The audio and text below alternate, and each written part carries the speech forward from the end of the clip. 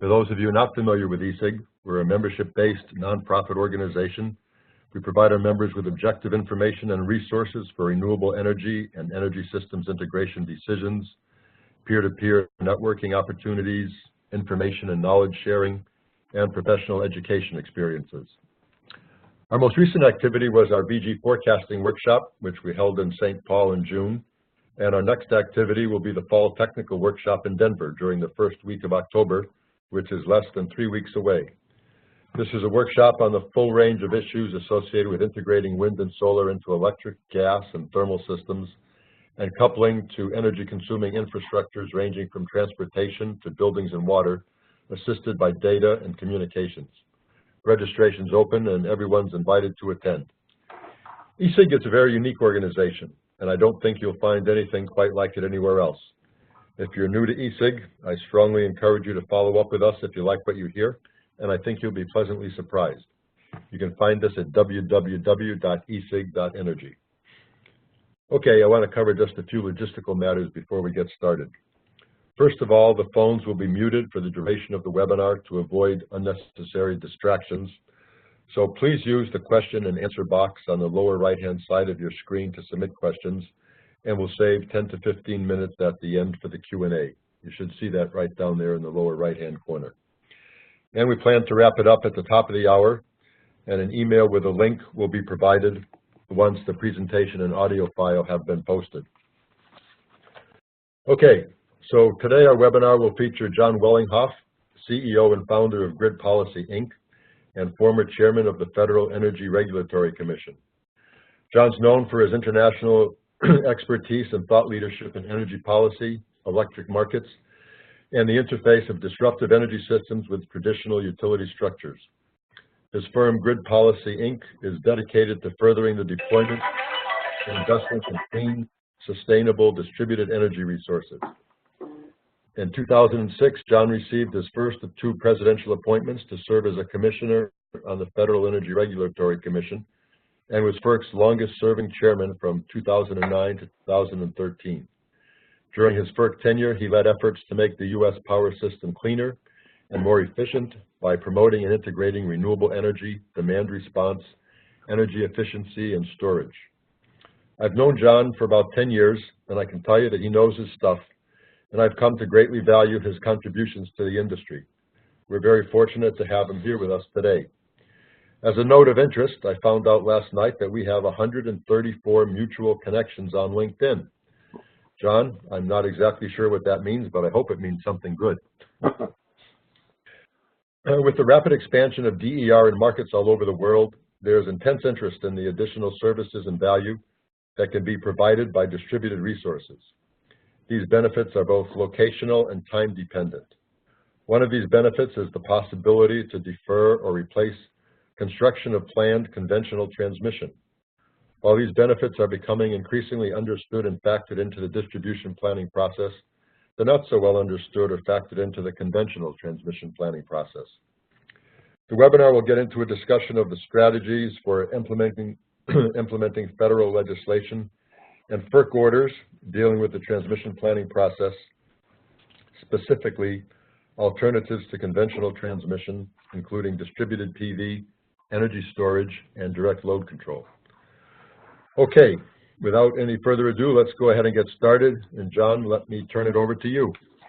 Tremendous. Thank you, Charlie. I appreciate the introduction. I appreciate Energy Systems Integration Group for allowing me to present in this webinar. It's a great honor to do so, and I'm happy to do so. The first thing I want to get into that this webinar actually was based upon a paper that I co-authored with another firm and another individual I want to recognize, Krynia Kusak, who is with the Center for Renewable Integration, and she and I together worked with the Energy Foundation and a number of other entities that you see on this first slide to put together a paper that delved into this issue of alternative transmission solutions and how those alternative transmission solutions should be integrated into the traditional planning processes under FERC Order 890 888, 890, and 1000. So I just wanted to acknowledge both the Energy Foundation for their support, the other supporters, and Corinne Kusek and the Center for Renewable Integration. So in looking at the transformation of electricity generation and load, the growth of distributed generation has outpaced all expectations. It's something that we're seeing more and more in our society on the down at the distribution level and behind the customer's meter. We're seeing not only distributed generation, as you can see with this slide, with the cumulative addition of solar additions, but we're also seeing now coming into play from an economic standpoint, storage, and certainly we also have seen for a time other distributed energy resources, including energy efficiency and demand response, something I worked on significantly while I was at FERC, incorporating demand response into wholesale markets. So, if we look at this growth, looking backwards, it's exceeded all expectations and continues to do so, and so it has a significant impact on the overall energy and load balance, resource and load balance throughout our system, and something that needs to be adequately considered and integrated into the system. And that was in part our impetus for moving forward with the paper and doing this examination. Again, ongoing transformation of electricity generation and load. Looking forward, 200 gigawatts per year of distributed generation and flexible load by 2020. I think we're seeing this play out throughout the country with the advancement of things like microgrids, EV charging, and certainly I would consider EVs to be a distributed energy resource, because after all, those devices, i.e. Electric vehicles, are plugged into the grid, on average 20 to 22 hours a day, potentially, depending upon whether they're, plugged in at work and at home as well. And as such, they can act as a resource for the grids. In fact, something that I demonstrated back at FERC in 2007, that a electric vehicle, that the battery assets in that vehicle can actually act as a grid asset to provide such things as regulation service for the grid. So we need to consider all of these things when looking at potential for utilizing distributed energy resources to provide grid services. The other aspect of this is, the right sizing of transmission. We need to ensure that we're not, the old saying, having the left hand not knowing what the right hand is doing. If we have, as I've demonstrated in these few previous slides, this phenomenal growth in the distributed energy resource area, we need to see how that impacts transmission and how that impacts the need for additional transmission services.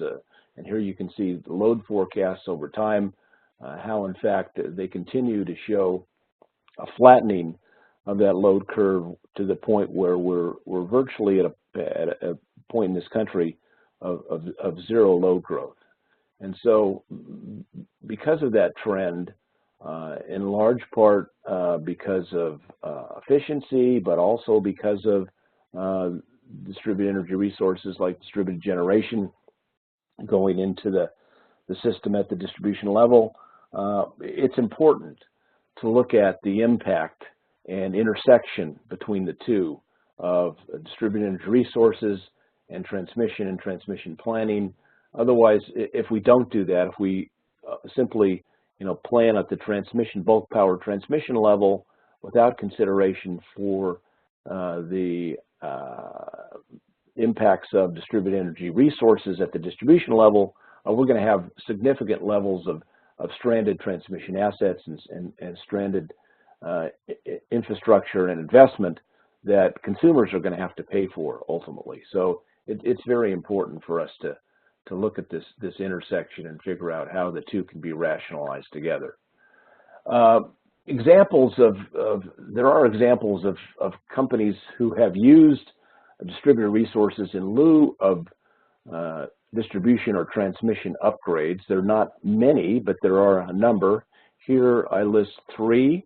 Bonneville Power Administration announcing in 2017, after a 9-year planning process, that they're not going to build a 500 kV transmission line along the I-5 corridor. Instead, they're opting for solutions which include the deployment of what they call non-wire solutions. Con Ed avoided a substation at the Brooklands upgrade in Brooklands and Queens by reducing peak load by 69 to 52 megawatts through non-traditional customer-sided solutions. So they, in fact, avoided that upgrade largely in part by looking at distributed energy resources as the preferred resource to provide those transmission services, in essence, instead of doing it through a substation upgrade. And Arizona Public Service chose 2 megawatts with 4 hours of energy storage as a solution to a deferred investment of a 20-mile distribution line. So they avoided, in essence, that line by utilizing energy storage. Again, there are other examples that are coming into the fore. There's the West Oakland project in Oakland, California, that PG&E is undertaking now to avoid having to build a 230 kV line from East Oakland Hills down through Oakland into West Oakland to support the grid in the West Oakland area once a Dynergy power plant in Jack London Square is retired. So it's happening, but again, it's happening on a very slow basis. So regulations do require ISOs to consider multiple factors when evaluating the need for transmission. Among those factors are reliability and certainly failure scenarios and peak load conditions, economics, and policy. These are the factors that are contained in FERC's Order 1000 when an ISO is doing planning, and actually this planning requirement, these planning requirements apply to all bulk power transmission owners and operators. Even outside of ISOs, they have to form planning regions, and we'll get into that in a moment, to conduct planning under FERC Order 1000. Being selected and compensated as a transmission solution. There are certainly very specific requirements to be compensated as a transmission solution. The asset must be approved as a FERC jurisdictional transmission asset, and to do so, it must fulfill a transmission need identified by an ISO or RTO. It has to perform the requirements established by that ISO and RTO in their planning process and their planning manual requirements. It has to be selected by the ISO during their competitive process, and they do have a requirement for a competitive process for selecting transmission solutions in that Order 1000 planning process. It has to provide transmission service function. It has to comply with FERC guidelines on cost-based versus market-based revenues. There are certain guidelines that FERC has established as to whether or not a particular asset can get both cost-based revenues as a transmission asset and market-based revenues as a market resource, providing market services like energy capacity and ancillary services. So these are the basic guidelines that if a distributed asset wants to, in fact, be considered, a distributed resource wants to be considered for providing transmission services as an alternative to a traditional transmission line, substation, or other traditional transmission investment, it still must meet these criteria. It has to provide transmission services, and it has to do the things that are necessary to fulfill those services. Otherwise, it cannot receive rate-based recovery under FERC's requirements. If we look at the recent transmission awards with respect to competitive provisions of transmission and look across the ISOs in this chart we've set out, you see that California ISO has awarded 9 projects, of which 5 went to non-incumbents. PJM awarded 119 projects, and only 1 went to a non-incumbent. And the rest you can see either 0 went to non-incumbents or not yet had competitive solicitations. So the process and the opportunity is there. Again, Order 1000 requires and does provide for a competitive solicitation for certain types of transmission solution needs, but to date, we've seen very little use of this competitive process to the extent where non-incumbents, that is the transmission owner operator in the area where the transmission solution is required, has not, in fact, been awarded the particular transmission project solution. So again, it's difficult for non-incumbents to break into this, that is developers of alternative transmission solutions, developers of distributed energy resource packages that could act as a transmission solution. But again, it's not impossible, and it's being done. As I say, this CAISO awarded projects doesn't include the West Oakland project that I talked about, although that was awarded to quote-unquote incumbent. It is awarded to PG&E, but it is now being, under PG&E, competitively bid out to third parties under that incumbent to put in distributed energy resources as a solution for what would be a traditional transmission line solution of, as I mentioned, the 230 kV line from the East Oakland Hills in through Oakland to West Oakland. So some of this is happening. It's happening very slowly. Again, incumbents have a pretty strong handle on getting awards to fulfill these projects, and very few, if any of them, are being fulfilled by alternative transmission solutions, i.e. distributed energy resource packages or aggregations of those packages. But it's something that certainly is out there and is possible to do. So legally, let's look at the FERC orders and how the FERC orders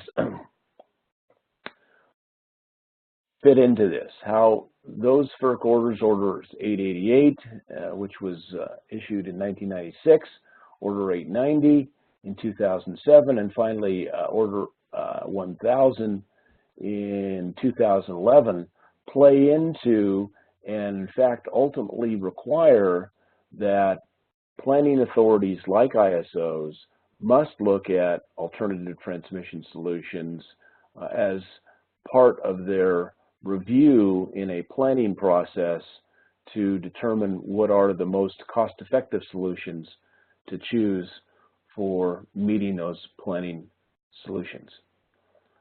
So first of all, Order 888, it gave us a legal definition of transmission, which is infrastructure capable of providing transmission services. So right off the bat, in the Order 888, the definition that's set forth, in fact, can be interpreted to include things other than traditional transmission infrastructure like lines and wires. It's simply infrastructure, which could be distributed energy resources behind the meter at the distribution level or in front of the meter at the distribution level, that's capable of providing transmission services. And then Order 888 goes on to list out what transmission services are. It's transmitting electrons, and/or scheduling and dispatching services, load following service, energy imbalance service, system protection service, reactive power voltage control service, and loss compensation service. So a number of these things, a number of these services certainly are things that distributed energy resources can do.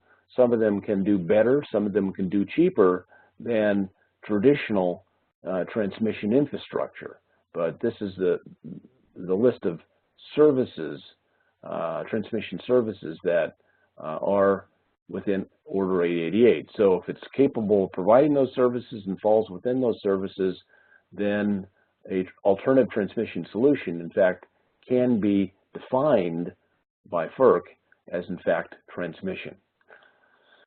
If we look at Order 890 then, it required transmission planning for all transmission owners. So every transmission owner-operator or under FERC's jurisdiction is required to conduct transmission planning on a yearly basis under Order 890 and define transmission planning principles, which include coordination, openness, transparency, information exchange, comparability, dispute resolution, regional participation, economic planning studies, and cost allocation. So this process is required to be an open and transparent process that anybody can participate in. It means that not only the incumbents are welcome to the table, anybody, including developers of distributed energy resources, are not only welcome to the table, but it's required that they be given a seat at the table under the provisions of Order 890. And so as such, anyone who has a project or has a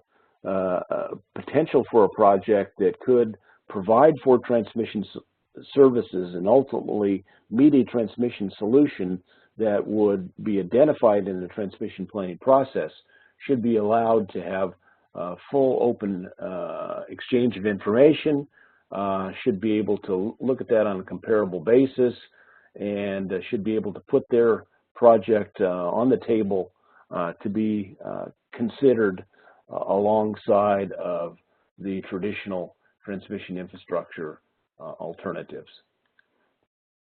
So comparability is a very important provision of this order. Let me read to you, quoting from the order, comparability. When evaluating the merits of such alternative transmission solutions, public utility transmission providers in the transmission, and public utility there under FERC's definition doesn't mean a muni or a co-op. Public utility is any utility under FERC's jurisdiction. Providers in the transmission planning region must also consider proposed alternatives on a comparable basis. If the public utility transmission provider in the transmission planning region, in consultation with stakeholders, determine that an alternative transmission solution is more efficient or cost-effective than transmission facilities in one or more local transmission plans, then the transmission facilities associated with that more efficient or cost-effective transmission solution can be selected in the regional transmission plan for purposes of cost allocation. So what does all that mean? Well, it means that, in fact, they have to look at these alternatives, including distributed energy resource bundles that could provide transmission services. And if, in fact, they determine that that alternative transmission solution is more efficient or cost-effective than one or more of the local transmission plans, then the transmission planning facilities associated with that solution can be selected by the regional transmission plan. So it says it very, very clearly. And when we talk about alternative transmission solutions, that includes, and here's a very important part, that includes, and there is in fact a footnote in this order that indicates a reference here, that includes all advanced transmission technologies, and that's the double asterisk down at the bottom there. Advanced transmission technologies are specifically defined by Congress in the Energy Policy Act of 2005, Section 1223. Advanced transmission technologies in that Section 1223 are defined as not only distributed generation, but storage, load control, and a whole range of other things that make the entire suite of distributed energy resources. So those are all specifically defined by Congress as advanced transmission technologies, and they can be offered as alternative transmission solutions. So there's no question here that Congress intended distributed energy resources to be used to provide transmission solutions, and once Congress codified that in their statute in the Energy Policy Act of 2005, FERC went further in 890 to specifically call them out and ensure that those would be considered as part of the alternative transmission solutions that were looked at in a utility planning process. So if we look at a specific case, Western Grid Development, this was a case of, and this was before Order 1000. This was under Order 890. This was a case of a developer who wanted to put in storage as a transmission solution in CAISO. They asked FERC for a declaratory order, again built on Order 890, that this storage could provide specific transmission services that were listed in Order 888 that we've just talked about. They they believed and indicated to FERC that their particular technology met the definition of an advanced transmission technology under Section 1223, and again provided transmission services that it, in essence, mimicked those services. And FERC, in that order, ultimately then declared that that storage was transmission infrastructure and therefore could be rate-based, could get cost of service, rate-based recovery for that particular technology, that advanced transmission solution, alternative transmission solution that was declared advanced transmission technology. So this is the first instance where FERC has actually declared in an order that a distributed energy resource was in essence a rate-basable resource in transmission. Now, it actually ultimately wasn't selected by CAISO after this declaratory order. There was a further competitive process, and ultimately the conventional transmission solution was determined the lower cost solution. Back in 2010, batteries were still very expensive.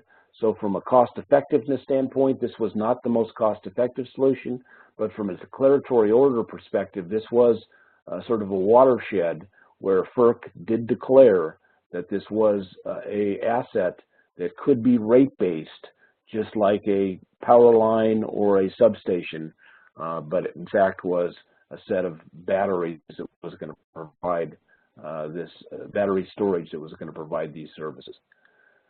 So Order 1000 takes sort of the next step beyond Order 890. It actually requires the transmission owner-operators to participate in regional transmission planning. So back in Order 890, what FERC was requiring there was that these entities under FERC's jurisdiction do the planning, and they had to consider regional impacts, but they didn't have to do the planning with anybody else. Under this order, FERC says you can't do the planning alone. You have to do the planning in a region that encompasses at least two other transmission owner entities that are adjacent to you, that touch on your boundaries. So ISOs and RTOs naturally fit this definition, and so they were their own planning regions. But other areas of the country, especially in the southeast and in the west outside of California, had to form their own planning regions under Order 1000, and they had to do so and meet all the criteria of 890 as a planning region as opposed to an individual planning entity. It reinforced comparability in Order 1000, and more specifically and more importantly, it reinforced the use of advanced transmission technologies as alternative transmission solutions, and it specifically cites the Western Grid case that we just talked about, where FERC determined that a distributed resource or a advanced transmission technology resource, in essence, was capable of providing transmission services and therefore was eligible to receive cost recovery as a rate-based asset. And let me explain that for a minute. As opposed to, the reason why that's so important, that determination, is because if in fact you receive cost recovery as a rate-based asset, you in essence have a revenue stream locked in for the life of the asset, for the depreciable life of that asset. So in essence, you've got functionally a contract or in essence a transmission access charge, as they do in California, that will be charged over the life of the asset to the ratepayers in the service territory where the benefits flow from that transmission service, that in essence you can take to the bank and finance that project, as opposed to having the project simply provide market services, i.e. provide energy capacity or ancillary services of some type, where you don't know what your revenues are, you don't know how long those revenues will go based upon what market needs and market requirements will be. So it's extremely important ultimately if distributed energy resources can qualify as advanced transmission technologies and be used as an alternative transmission solution, then they can get rate-based treatment. And by getting rate-based treatment, you have a mechanism to finance those projects. And then the other thing that Order 1000 did is eliminated the right of first refusal in most instances. And what the right of first refusal means is it was a requirement, or it was a practice actually in the ISOs and RTOs and in other areas of the country, that the incumbent utility, once there was a transmission solution, would have the right of first refusal to build the project to meet that solution. And Order 1000 says there's no more federal right of first refusal, that in fact, in most instances, especially for the larger projects, there must be a competitive process of some kind where all offers of solutions can compete to determine who's the most cost-effective of those solutions to provide for the transmission solution that has been identified. So the ROFR was eliminated in most instances under Transmission Planning Order 1000. So if we look at conclusions and recommendations, certainly alternative transmission solution stakeholders, they, I believe, should understand the provisions of these orders 888, 890, and 1000, and how the provisions of those orders ultimately can be utilized by them to propose aggregations of distributed energy resources in areas where this planning is going on. And again, the planning goes on everywhere, although the processes admittedly are more open in the ISO RTO areas than they are outside of those areas, where there are simply incumbent utilities who've gotten together in regional planning areas. But the Order 890 principles apply, and that is that planning needs to be open and transparent. So a transmission solution, alternative transmission solution provider who has the ability to develop distributed energy resources has the right to have a seat at that table, has the right to participate in that process and offer in solutions. ISOs, we're working with them now. We've done a number of iterations of the base paper that I talked about that basically developed all these principles and looked at the requirements, both in federal law and in the Energy Policy Act, and look at the FERC orders and how they all come together.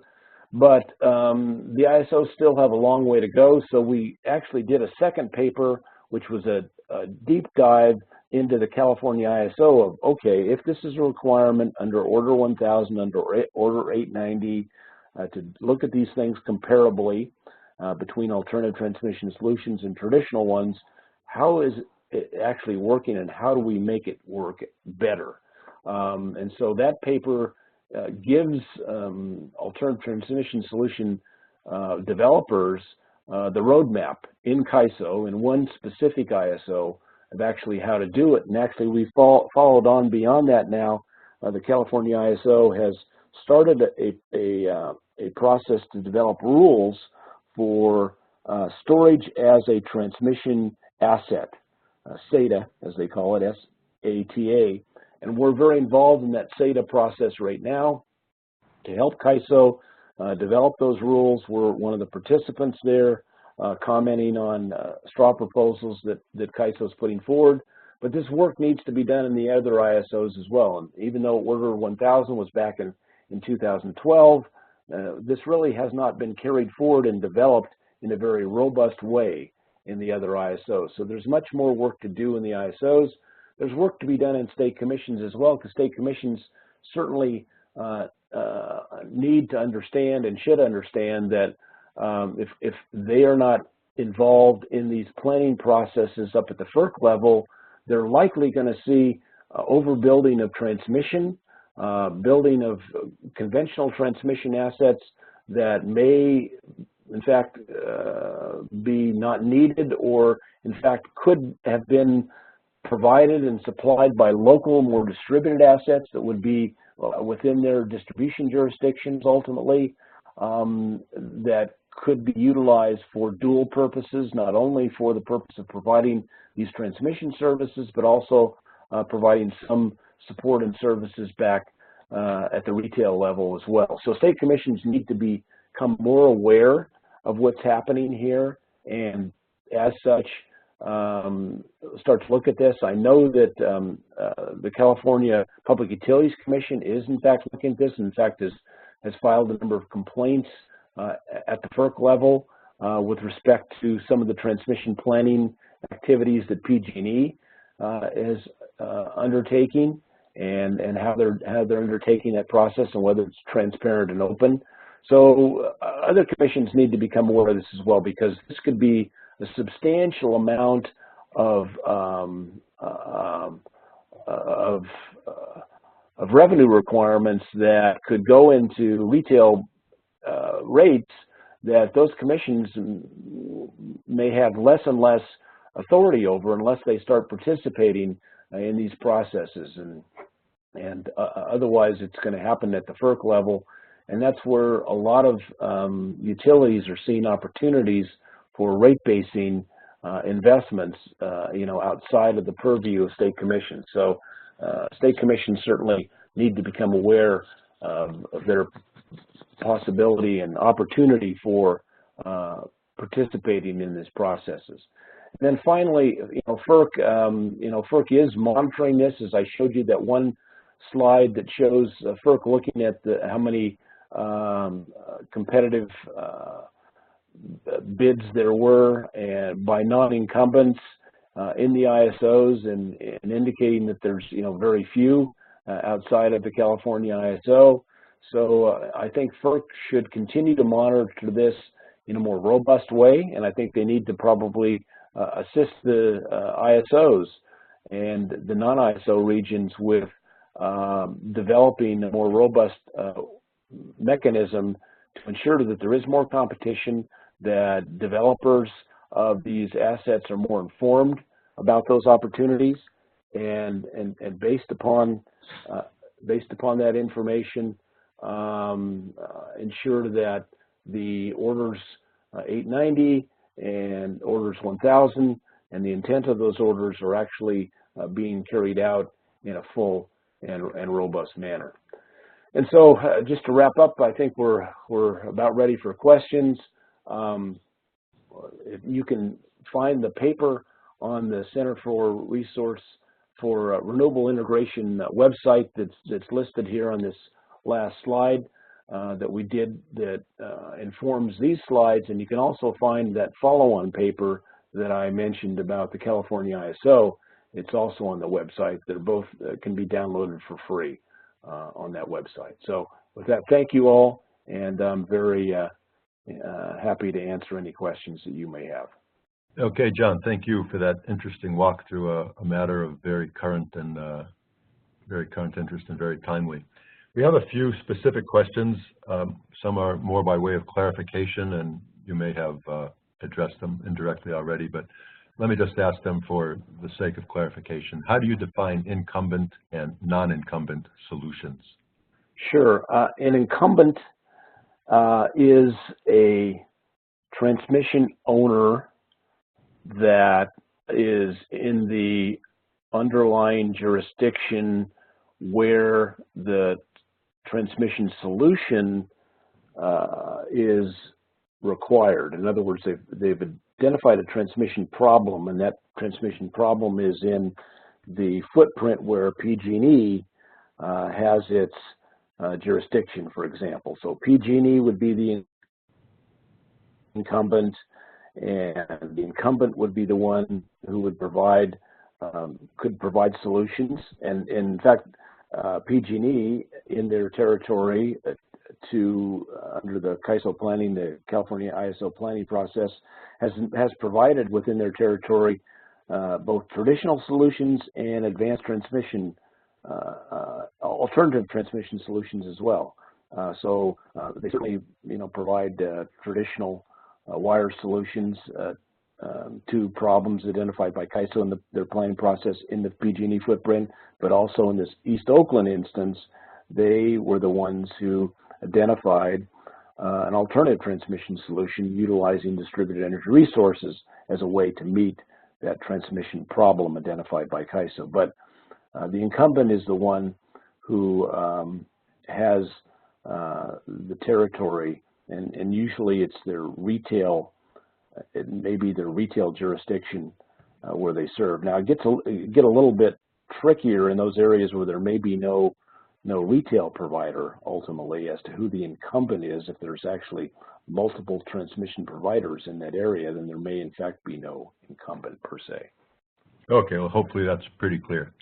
Another clarification question, John, on a PV plant which is providing or serving as a STATCOM as well through the converter control. If it helps increase power transmission capacity on an existing line, can it be considered as an alternative transmission solution? Yeah, it certainly could if there was identified a congestion problem on that line, and then putting in that plant provided for a rectified in part or in whole that solution.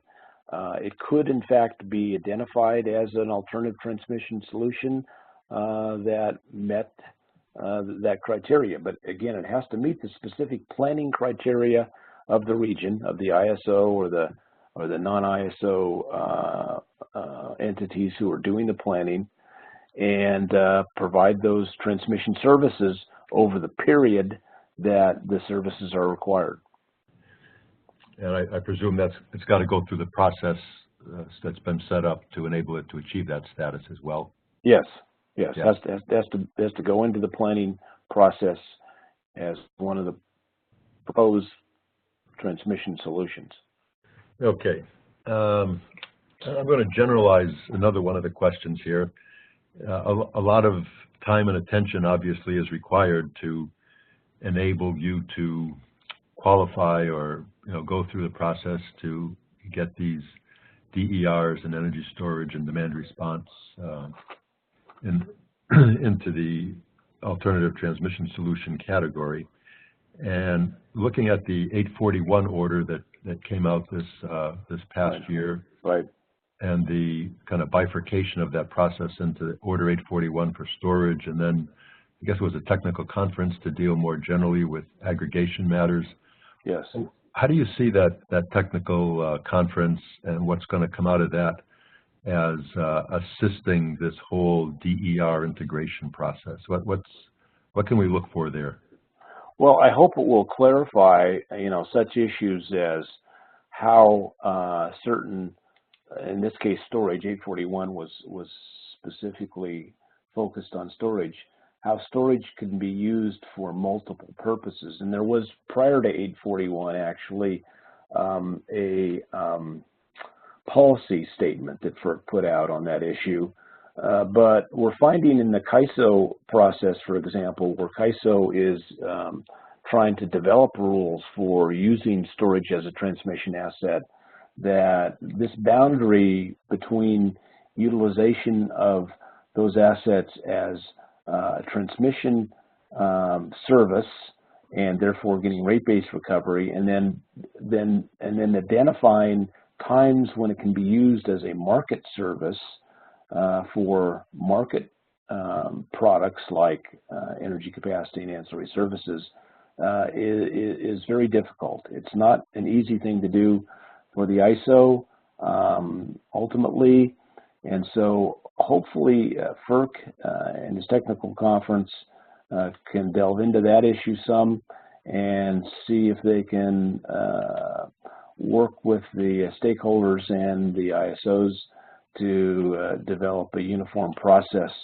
to figure out how to parse between market products and transmission service products.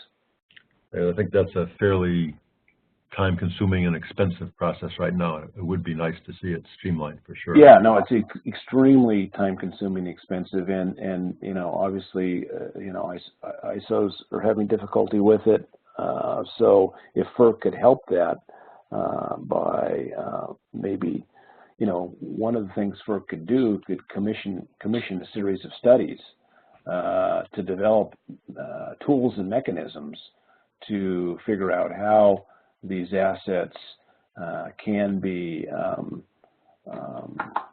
parsed between market services and transmission services, and what kinds of tools would be necessary for the ISOs to have to make those decisions effectively, cost effectively, and relatively in a relatively streamlined fashion, so that the developer can have some confidence when they go in and bid the project, especially if they're going to bid, for example, the project in the competitive process.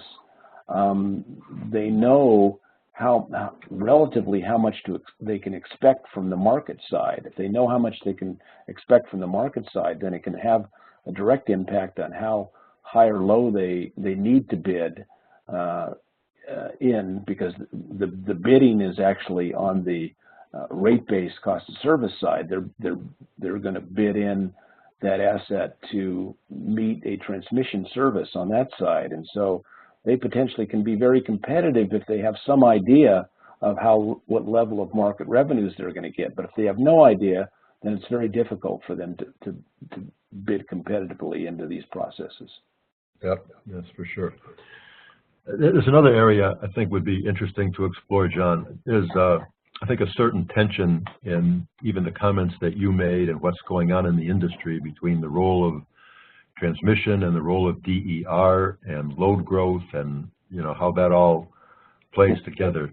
And one of the things I've seen recently, looking at achieving very high decarbonization goals, like the work that's going on in California now, is with the electrification of transportation and the electrification of buildings, in particular two very large segments where there's still room for a lot of displacement of fossil fuels, that there's opportunity for, I've seen numbers as high as doubling of the load by 2050 or so. So a large increase by 2050, but certainly haven't been seeing that the last couple of years. The numbers you showed, they're, I think, pretty typical around the country. Low growth has been very small to flat.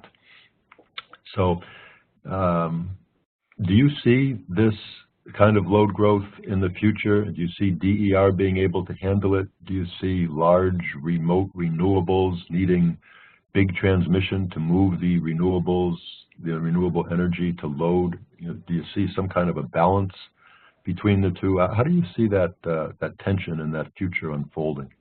Yeah, I think there is a nascent movement, and it's just starting towards electrification in transportation, and electrification in buildings. In fact, I just got back from an RMI summit in Albuquerque, where one of the major topics was electrification in buildings. Moving from natural gas for heating, spacing water heating, etc., and moving to electrification in a lot of these areas. I think that's a trend that's going to happen, because we're going to have to go there, obviously, to decarbonize.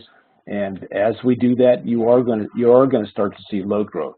Now, the impact on that load growth ultimately on transmission, however, I think will depend on how much we do consider how distributed energy resources can substitute for these transmission services. And so, I do have a concern that we don't integrate the two, the distribution level activities and asset growth with the transmission level effectively. And if we don't integrate those two effectively, we certainly are going to have overbuilding transmission. But I also do think, as to your last part of your question, that there will be also a need for transmission for the delivery of central station, large-scale renewables in remote locations where you have high-value resources available, wind and solar. And certainly, distributed energy resources are not going to substitute for that. They can't substitute for transmission delivering electrons in that way, unless you're putting in distributed generation. And I think we're going to need a considerable amount of both to get to the decarbonization goals in society that we need to get to keep this planet livable. And so that will require additional transmission, certainly, and there are huge challenges there. And I could go into a whole webinar on that issue, on transmission siting and the disconnect between the fact that FERC is over transmission planning, cost allocation, interconnection, but has no authority over siting of transmission whatsoever. Each one of the states has authority over transmission siting. So we have huge problems with actually building and developing that transmission. But yes, I think it certainly will be necessary to get the level of clean resources into the system that we need. Yeah, I think that's an important consideration, important viewpoint, because I think there's polarization developing in society over the question of, can we do it all with distributed resources, or do we just do it with transmission? And the recognition that there's a balance that's needed between the two, I think, is important for the orderly development of the system. I appreciate that point of view. And in the few minutes we have left, John, to pursue one other point that you made about FERC's authority and ability to engage in transmission planning, and maybe even thinking about what happens with the aggregation NOPR.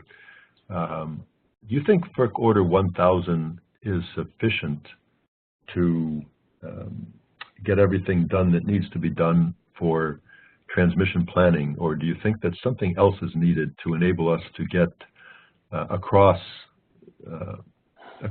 planning seams, across interconnection seams, the really long distance, whether it's HVDC or UHVAC?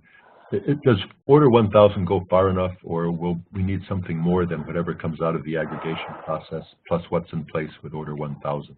Well, it's interesting because, Charlie, there's actually, some controversy in that issue as well. There's people who think Order 1000 goes too far. There's people who are calling for sort of a rolling back of Order 1000, which I don't think is appropriate.